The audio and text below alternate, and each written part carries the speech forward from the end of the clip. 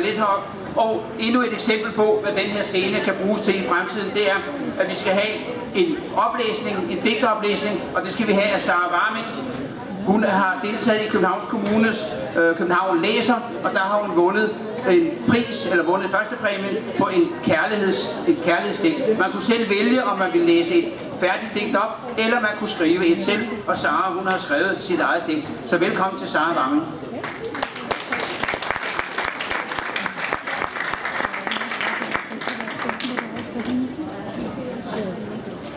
Hej alle sammen.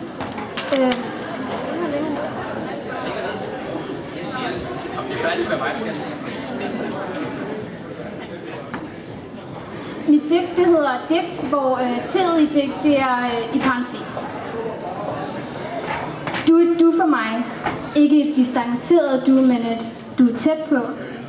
Jeg ved, at du rimer på det nu, jeg savner dig, og bare ønsker lige præcis, du er her.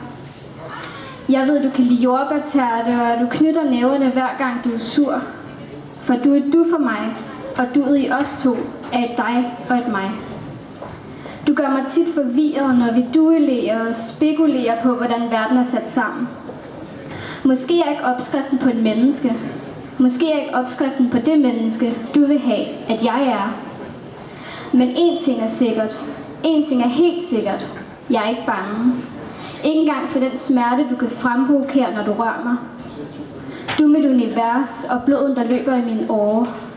Du er du for mig, men jeg er bange for, at jeg ikke er du for dig.